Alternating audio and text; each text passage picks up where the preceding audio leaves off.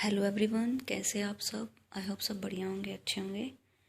तो जो आज जो हमारा केमिस्ट्री है उसमें चैप्टर नंबर 15, ठीक है, चैप्टर नंबर 15 हम करने वाले हैं। इसके अंदर क्या है कि हम जो इम्पोर्टेंट्स वन लाइनर्स हैं वो और जितनी भी नॉन मेटल्स हैं उनके क्या क्या यूजेस हैं, ठीक है, क्या उनके यूज़ हैं, कौन कौन सी नॉन मेटल्स हैं, कैसे पता चलेगा ये मेटल है नॉन मेटल हैं, तो वो सारे हम देखेंगे आज वन बाय वन, जितनी भी मेटल्स हैं नॉन मेटल्स हैं और उनके जो यूजेस के बारे में, ठीक है, वो हम देखेंगे आज।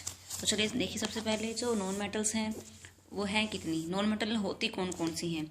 जो ये नॉन मेटल हैं वो क्या होती हैं, जितनी भी नॉन मेटल्स हैं वो क्या करती हैं, इलेक्ट्रॉन्स को क्या करती हैं, गेन करती हैं, गेन इलेक्ट्रॉन्स। तो क्या करते हैं कि अगर ये इलेक्ट्रॉन को गेन करेंगे तो इनके ऊपर चार्ज कैसा आएगा, नेगेटिव चार्ज। जैसे मेटल नॉन मेटल वाला चैप्टर में मैंने आपको बताया था कि पॉजिटिव चार्ज आता है जो इलेक्ट्रॉन को क्या करते हैं, डोनेट करते हैं, डोनेट करते हैं। अगर इलेक्ट्रॉन्स को वो क्या कर रहे हैं, गेन कर रहे हैं, तो उनके ऊपर कैसा चार्ज आता है, नेगेटिव चार्ज, तो वो हो जाते हैं नेगेटिवली चार्ज। तो जो नॉन मेटल्स होती हैं वो क्या होंगी, all the non metals gain electrons in order to become, so they are negatively charge, ठीक है। अगर वो स्टेबल होना चाहती हैं, stable in order to become stable, कोई भी जो नॉन मेटल है अगर वो स्टेबल होना चाहता है तो स्टेबल होने के लिए उसको अपने आउटर शेल में कंप्लीट करने पड़ेंगे इलेक्ट्रॉन्स। अगर वो इलेक्ट्रॉन्स को कंप्लीट कर रहा है, उसके पास उतने इलेक्ट्रॉन्स है नहीं, तो वो इलेक्ट्रॉन्स गेन करता है या फिर डोनेट करता है। तो जो स्टेबल होने के लिए इलेक्ट्रॉन्स को अगर वो गेन कर रहा है तो वो क्या हो जाता है, नेगेटिवली चार्ज हो जाएगा, ठीक है। ये होती है नॉन मेटल्स। अब टोटल नॉन मेटल हैं कितनी, इसीलिए जो मेटल्स हैं वो कहा जाता है इलेक्ट्रोनेगेटिव एलिमेंट्स होते हैं, because of they have negatively charge ion, ठीक है। 24 नॉन मेटल हैं टोटल, ठीक है, और क्या होती हैं, सारी की सारी इलेक्ट्रो नेगेटिव एलिमेंट्स होते हैं। और जो आपने नॉन मेटल की प्रॉपर्टी में पढ़ा था, क्या होता है उस प्रॉपर्टीज में क्या पढ़ा था आपने, ये होती है bad conductor of heat and electricity की, क्या होती हैं, बैड कंडक्टर्स होते हैं, एक्सेप्ट ग्रेफाइट। ग्रेफाइट क्या होता है, बैड कंडक्टर नहीं होता इलेक्ट्रिसिटी का, और हीट का गुड कंडक्टर होता है। इसीलिए जो बाकी जो नॉन मेटल्स हैं वो सारी क्या होती हैं, बैड कंडक्टर्स ऑफ हीट होती हैं। नेक्स्ट हमें जो पढ़ना है वो है हाइड्रोजन। हाइड्रोजन देखेंगे, हाइड्रोजन का सिंबल क्या होता है, H, एटॉमिक नंबर 1 होता है, फॉर्मूला होता है H2। और जो हाइड्रोजन होती है सबसे लाइटेस्ट एलिमेंट है, ठीक है, लाइटेस्ट गैस है। इसके 3 आइसोटोप भी हैं, ठीक है। लाइटेस्ट गैस है, एटॉमिक नंबर 1 है, सिंबल H है, फॉर्मूला H2 है, और इसके आइसोटोप हैं 3 आइसोटोप हैं, ठीक है। देखिए कौन कौन से आइसोटोप हैं। सबसे पहला है H1, 1H2, 1H3। अब प्रोटियम, ड्यूटेरियम और ट्रीटियम, अब ये तीनों अलग अलग हैं। ये तीनों क्या हैं, हाइड्रोजन के आइसोटोप हैं, हाइड्रोजन के ही आइसोटोप हैं ये। पहला जो है वो प्रोटियम, फिर है ड्यूटेरियम और होता है ट्रीटियम। अब इनके यूज़ देखेंगे कि कहाँ कहाँ इनके यूज़ हो रहे हैं, कहाँ इनका यूज़ है, क्या काम ये करते हैं। जो प्रोटियम होता है is only isotope with 0 neutrons. Protium में क्या है, न्यूट्रॉन्स क्या होते हैं, 0 होते हैं। और जो नेक्स्ट है liquid hydrogen is used as rocket fuel. जो रॉकेट का जो फ्यूल है, रॉकेट में डालने का जो ईंधन है, वो हम कौन सी गैस डलती है उसके अंदर, लिक्विड हाइड्रोजन डाला जाता है, ठीक है। ड्यूटेरियम होता है D2O, जिसको हम हैवी वाटर बोलते हैं, क्या, D2O फॉर्मूला होता है ड्यूटेरियम का, इसको हम हैवी वाटर बोलते हैं, हैवी वाटर, ठीक है, हैवी वाटर है। Deuterium once is known is heavy water and use in nuclear reactor moderator. और इसका यूज, और जो इसका यूज है वो क्या है, न्यूक्लियर रिएक्टर मॉडरेटर के अंदर भी इसका यूज किया जाता है, न्यूक्लियर रिएक्टर के अंदर। और इसका हैवी वाटर होता है D2O, इसका फॉर्मूला है। और लिक्विड हाइड्रोजन का यूज करते हैं हम रॉकेट फ्यूल में, ठीक है। हाइड्रोजन क्या है, दोनों की प्रॉपर्टी शो करता है, ना तो ये मेटल्स में ना नॉन मेटल्स में, बोथ की प्रॉपर्टी ये शो करता है, इसलिए इसको रेंज एलिमेंट बोलते हैं। So it is known as range element, ठीक है। Can kept in the group 1 and group 17 में भी इसको रखा जा सकता है। पीरियोडिक टेबल जो होती है उसके अंदर सबसे पहला एलिमेंट है वो क्या है, हाइड्रोजन होता है, ठीक है। चलिए नेक्स्ट आता है हार्ड वाटर। एक होता है हार्ड वाटर, एक होता है सॉफ्ट वाटर। जो हार्ड वाटर होता है वो क्या करता है, लेस फ्रोथ विद सोप, मतलब जो साबुन है उसके साथ ये झाग नहीं बनाता है। फ्रोथ मतलब क्या है, झाग, साबुन के साथ झाग नहीं बनाता है। इसके जो मिनरल्स हैं वो कौन कौन से मिनरल्स प्रेजेंट होते हैं इसके अंदर, कैल्शियम और मैग्नीशियम से ये मिनरल्स इसके अंदर प्रेजेंट होते हैं। Due to the presence of soluble impurities of bicarbonates, chlorides and sulphate of the calcium and magnesium. Calcium और मैग्नीशियम के क्या होते हैं इसके अंदर, बाइकार्बोनेट्स, क्लोराइड्स और सल्फाइड्स इसके अंदर क्या होते हैं, प्रेजेंट होते हैं, कैल्शियम और मैग्नीशियम की। इसकी वजह से क्या होता है, ये हार्ड वाटर होता है due to the presence of soluble impurities of bicarbonates, chlorides and sulphates of the calcium and magnesium. ठीक है, और ये क्या करता है, साबुन के साथ जो भीगने पर घुलने पर क्या है, झाग नहीं बनाता है। और जो सॉफ्ट वाटर होता है उसके अंदर क्या होता है, ये झाग क्या है बनाता है। उसके अंदर कौन कौन से आयन प्रेजेंट होते हैं, उसके अंदर होते हैं ओनली सोडियम आयन प्रेजेंट।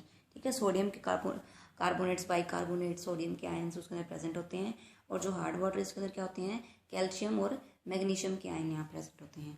ठीक है, सॉफ्ट वाटर देखिए पहले। सॉफ्ट वाटर क्या करता है, give more froth with soap, झाग बनाता है ये। ठीक है, सॉफ्ट वाटर इसके अंदर प्रेजेंट होते हैं सोडियम आयन, जैसे मैंने अभी बताया सोडियम के आयन क्या होते हैं इसके अंदर प्रेजेंट होते हैं। उसके बाद आता है टेम्परेरी हार्डनेस। टेम्परेरी हार्डनेस में क्या होता है, due to the presence of bicarbonate of calcium and magnesium. ठीक है, टेम्परेरी हार्डनेस कैसे आती है, अगर इसके अंदर कैल्शियम और मैग्नीशियम के बाइकार्बोनेट्स प्रेजेंट होते हैं तो टेम्परेरी हार्डनेस होती है। इसको रिमूव कैसे कर सकते हैं, टेम्परेरी जो हार्डनेस है इसको हम रिमूव करते हैं बाय सिंपल बॉइलिंग। ठीक है, सिंपल बॉइलिंग से भी क्या है, इसको रिमूव किया जा सकता है। इसमें जो मेथड गिवन है वो है क्लार्क मेथड। रिमूव कर सकते हैं बॉइलिंग से, और दूसरा मेथड होता है क्लार्क मेथड, जिससे हम टेम्परेरी जो हार्डनेस उसको हम रिमूव कर सकते हैं। और ये प्रेजेंस होती है बाइकार्बोनेट होते हैं कैल्शियम और मैग्नीशियम के, उसकी वजह से क्या है ये टेम्परेरी हार्डनेस। ठीक है, नेक्स्ट है परमानेंट हार्डनेस।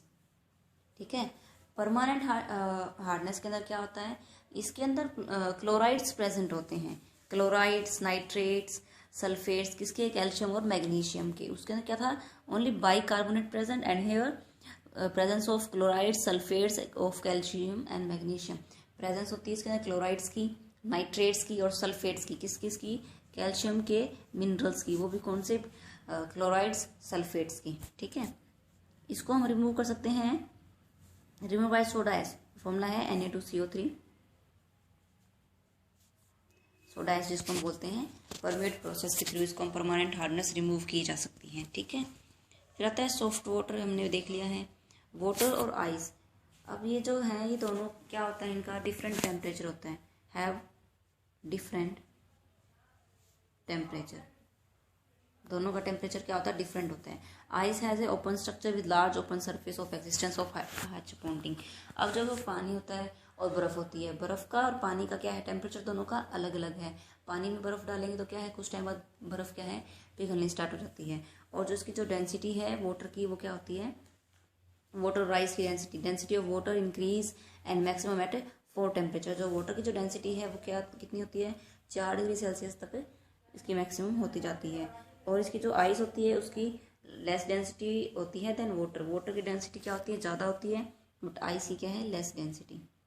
ठीक है, ice has a open structure but with a large open space due to existence of H bonding. Ice has less density than water, density of water increase and maximum 4 degree Celsius होती है इसकी। ठीक है, next आता है oxygen. ये सारी जो हम पढ़ रहे हैं वो सारी क्या है, नॉन मेटल है। ये सारी क्या है, नॉन मेटल्स हैं। इनके यूजेस, इनकी प्रॉपर्टीज, इनके इंपॉर्टेंट वन लाइनर्स पॉइंट्स हमको रीड करने हैं। ठीक है, नॉन मेटल्स के बारे में। अब जो ऑक्सीजन है इसके भी क्या है, एलोट्रोप्स होते हैं, आइसोट्रोप, एलोट्रोप्स। ठीक है, जैसे होता है O2, O3, O4। O2 क्या होती है, डाई ऑक्सीजन, क्या बोलते हैं इसको हम, डाई ऑक्सीजन। O3 होती है ओजोन, पता होगा आप सभी को, ओजोन। और O4 क्या बोलते हैं हम, O4 को, ये होता है टेट्रा ऑक्सीजन। क्या है ये, टेट्रा ऑक्सीजन। ऑक्सीजन किसकी फॉर्म में होता है, O2 इसका फॉर्मूला होता है, डाई ऑक्सीजन। O3 होता है ओजोन लेयर, ओजोन गैस, और होती है टेट्रा ऑक्सीजन होती है O4।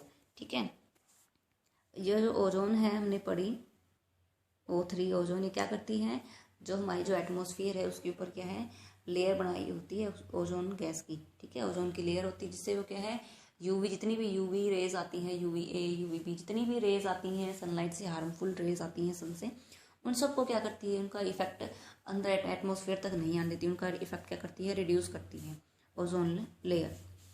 नेक्स्ट देखिए, नेक्स्ट है नाइट्रोजन। नाइट्रोजन क्या होती है, कितनी अमाउंट के अंदर हमारी जो एटमॉस्फेयर है उसके अंदर कितनी टाइप में, कितनी अमाउंट के अंदर ये गैस प्रेजेंट है, 78%। ठीक है, 78% क्या है, इसकी वॉल्यूम है एटमॉस्फेयर के अंदर 78% अमाउंट के अंदर ये क्या है, एटमॉस्फेयर के अंदर प्रेजेंट है। Liquid N2 is use for refrigeration. जो N2 है, नाइट्रोजन है, अगर वो लिक्विड फॉर्म में है तो वो हम रेफ्रिजरेटर के अंदर यूज़ करते हैं। रेफ्रिजरेटर है, उस फ्रीजिंग का जो काम कर रहे हैं उसमें क्या है, नाइट्रोजन डलती है, लिक्विड N2 है। Essential for protein synthesis, nitrogen का यूज़ क्या है, प्रोटीन सिंथेसिस के लिए भी ये इंपॉर्टेंट है। इसके लिए हैबर प्रोसेस, ठीक है, अमोनिया बनता है हैबर प्रोसेस के थ्रू, NH3, ठीक है, ये बनता है हैबर प्रोसेस के थ्रू, हैबर्स प्रोसेस के थ्रू बनता है, ठीक है। नेक्स्ट आता है फॉस्फोरस, सिंबल होता है P। ये कहाँ कहाँ प्रेजेंट होता है, जो हमारी बॉडी है उसकी ग्रोथ के लिए, repairing of all tissues cell, उनमें क्या है, फॉस्फोरस होता है। इसका एटॉमिक नंबर कितना होता है, बताया था आप सभी को, एटॉमिक नंबर होता है 15। कहाँ प्रेजेंट होता है, present in bones and DNA, हमारी जितनी बोन्स हैं, DNA स्ट्रक्चर है, उनके अंदर क्या है, फॉस्फोरस की अमाउंट प्रेजेंट होती है। और ये इसकी यूज़ होती है हमारी जितनी हमारी बॉडी की ग्रोथ है उसमें फॉस्फोरस नीड होती है, need for the growth and the repairing of all the tissues and cell, उन सब में क्या है, फॉस्फोरस नीड होता है। ये होता है essential component of nucleic acid. Nucleic जो एसिड है उसके अंदर क्या है, उसका एक कंपोनेंट है, न्यूक्लिक एसिड का कंपोनेंट है फॉस्फोरस, ठीक है। इसके एलोट्रोप में क्या आता है, white yellow phosphorus, red phosphorus और ब्लैक। जो व्हाइट फॉस्फोरस है वो ज़्यादा रिएक्टिव होता है देन दी रेड फॉस्फोरस, ठीक है। अलग अलग इसके एलोट्रोप्स हैं, व्हाइट, येलो, रेड और ब्लैक। अब जो ये व्हाइट है वो क्या है, रेड से क्या है, ज़्यादा रिएक्टिव है, ज़्यादा रिएक्टिव है, ठीक है। अमोनिया NH3 भी मैंने बताया आपको, जो हैबर प्रोसेस के थ्रू बनता है, ये भी एक रेफ्रिजरेंट का काम करता है। अमोनिया का यूज़, NH3 का यूज़ फर्टिलाइजर्स के अंदर भी होता है, ठीक है। फर्टिलाइजर्स में अमोनिया NH3 डाला जाता है। और इसका यूज़ होता है वॉशिंग सोडा और बेकिंग सोडा बनाने के लिए। वॉशिंग सोडा, धावन सोडा और बेकिंग, क्या और क्या बोलते हैं इसको हिंदी में, धावन सोडा और बेकिंग सोडा, बेकिंग सोडा और वॉशिंग सोडा, ठीक है। इसमें इसका यूज़ होता है अमोनिया का, ठीक है। In the preparation of the artificial silk and explosive, और इसका यूज़ कहाँ होता है, आर्टिफिशियल सिल्क बनाने के लिए और एक्सप्लोसिव बनाने के लिए यूज़ होता है NH3 का, अमोनिया का। ये अमोनिया बनती कैसी है, NH3 हैबर प्रोसेस के थ्रू बनाई जाती है। लैब के अंदर, रेफ्रिजरेंट के अंदर यूज़ होती है, फर्टिलाइजर्स के अंदर यूज़ होती है, और वॉशिंग सोडा और बेकिंग सोडा के अंदर भी ये यूज़ होती है, ठीक है। नेक्स्ट आता है सल्फर डाइऑक्साइड, जिसका फॉर्मूला क्या होता है, SO2। सल्फर डाइऑक्साइड का फॉर्मूला होता है SO2। ये क्या होती है, एक टॉक्सिक गैस है। ये क्या बोलते हैं इसको, टॉक्सिक गैस, ठीक है। ये क्या करती है, ये एक्ट एज ब्लीचिंग एजेंट की तरह काम करती है due to its reducing nature. इसका नेचर कैसा होता है, रिड्यूसिंग नेचर, ठीक है। रिड्यूसिंग नेचर की वजह से इसको हम ब्लीचिंग एजेंट के अंदर का काम करते हैं, ठीक है। It act temporary bleaching, it causes temporary bleaching के अंदर यूज होता है। इसका मतलब ये जो SO2 है वो फॉर्म कैसे होती है, कैसे बनती है, रिलीजेस ड्यूरिंग वोल्केनिक एक्टिविटी, ठीक है। वोल्केनिक एक्टिविटी होती है उसके अंदर क्या है, ये फॉर्म होती है सल्फर डाइऑक्साइड। SO2 फॉर्मूला होता है, और क्या होता है, मैंने टॉक्सिक गैस है, टॉक्सिक गैस बोलते हैं। और इसकी वजह से क्या हो सकता है, कैन कोज रिस्पायरेटरी प्रॉब्लम्स, ठीक है, रिस्पायरेटरी प्रॉब्लम, जैसे अस्थमा हो जाता है, सांस लेने में दिक्कत, रिस्पायरेटरी प्रॉब्लम्स हो जाती हैं due two sulphur dioxide. This is toxic gas, और ये एक टेम्पररी ब्लीचिंग की तरह भी काम करती है, ठीक है। फिर आता है नेक्स्ट हेलोजन। क्या बोलते हैं इनको हम, हेलोजन। CFC, ये तो आपने नाम सुना होगा, फुल फॉर्म होती है क्लोरोफ्लोरोकार्बन, क्लोरोफ्लोरोकार्बन, ठीक है। इसको हम फ्रेन भी बोलते हैं, फ्रेन्स, ठीक है, जिसका हम रेफ्रिजरेंट के अंदर, AC के अंदर, कूलेंट्स वगैरह में उनके CFC का यूज़ होता है, ठीक है। फ्रेन्स का रेफ्रिजरेंट एंड एरोसोल के अंदर हेलोजन्स का यूज़ होता है। और ये क्या होते हैं, जितने भी जो नॉन स्टिक यूटेंसिल बनते हैं, नॉन स्टिक जितने भी बर्तन होते हैं वो किससे बने होते हैं, टेफ्लन से, टेफ्लन। ये क्वेश्चन आपकी हरियाणा CET में भी आया था, टेफ्लन का, बेकेलाइट का, ठीक है, पॉलीमर से क्वेश्चन आए थे। तो आपको ध्यान रखना है, जो नॉन स्टिक जितने भी यूटेंसिल्स हैं वो किससे बने होते हैं, आर मेड अप ऑफ टेफ्लन, टेफ्लन से मिलकर बने होते हैं, ठीक है, जो नॉन स्टिक जितने भी आते हैं। और जो क्लोरीन है use to prepare PVC insecticide और हर्बिसाइड्स के अंदर क्लोरीन का यूज होता है PVC बनाने के लिए। पॉलीविनाइल क्लोराइड, PVC क्या होता है, पॉलीविनाइल क्लोराइड। जो क्लोरीन है वो एक ब्लीचिंग एजेंट है, आपको पता ही होगा, due two is oxidation property. क्या होता है, ऑक्सीडाइजिंग है। और सल्फर डाइऑक्साइड क्या था, रिड्यूसिंग एजेंट था। ये क्या है, ऑक्सीडेशन इसकी प्रॉपर्टीज हैं, इसकी वजह से इसको ब्लीचिंग एजेंट कहा जाता है। Bleaching action of the chlorine is permanent, ये क्या होता है, परमानेंट रहता है। फिर आता है inert gases. Inert gases except radon, all the inert gases are present in atmosphere. जितनी भी जो इनर्ट गैसेज हैं वो सारी क्या हैं, एटमोसफेयर के अंदर प्रेजेंट है। सारी क्या है, एटमोसफियर के अंदर प्रेजेंट है एक्सेप्ट रेडन। जो आर्गन होती है उसका यूज कहाँ किया जाता है, आर्गन का यूज होता है arc welding and electric bulb के अंदर आर्गन गैस डाली जाती है। अब आपको पता होगा जो हीलियम है वो लाइट गैस है, हल्की है, इसलिए इसका बैलून के अंदर जो कौन सी गैस डलती है, हीलियम He जिसका सिंबल है एटॉमिक नंबर 2, ये गैस डली जाती है बैलून्स के अंदर, ठीक है। और वेदर इंडिकेटर्स में हीलियम गैस का यूज किया जाता है because is light and inflammable, ठीक है। नेक्स्ट आता है last, neon is use in tube glow light. जो ट्यूबलाइट होती है उसके कौन सी गैस भरी हुई होती है, नियोन गैस, ठीक है। आर्गन कहाँ यूज होती है, इलेक्ट्रिक बल्ब के अंदर, नियोन होती है ट्यूबलाइट के अंदर, और हीलियम लाइट है, इनफ्लेमेबल है, इसलिए इसको बैलून्स और वेदर इंडिकेटर्स के अंदर इसका यूज किया जाता है। ये थी आज की आपकी क्लास, चैप्टर नंबर 15। लगभग हमारा केमिस्ट्री का जो सिलेबस है वो कंप्लीट होने का है। सारी acid, base, salt, metal, non metal, oxidations, जितने भी लॉ आने थे पीरियोडिक टेबल के अंदर वो सारे हमने कर लिए हैं। तो लगभग हमारा चैप्टर्स क्या है, कंप्लीट हो चुका है। कल हम वन लाइनर्स देखेंगे, ठीक है, इंपॉर्टेंट वन लाइनर देखेंगे, और एक दो जो रहती हैं वो आपको एक दिन में खत्म हो जाएंगी, तो आपकी केमिस्ट्री कंप्लीट हो जाएगी।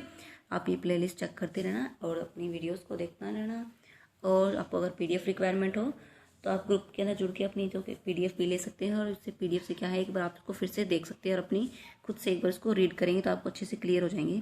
अब जो केमिस्ट्री का जितना भी सिलेबस है, जितने भी आपके एग्जाम होते हैं SSC के, रेलवेज के, हरियाणा के, तो उन सब में जितनी भी केमिस्ट्री से जितने भी क्वेश्चन आएंगे वो आपको मैं करवा दूँगी, ठीक है।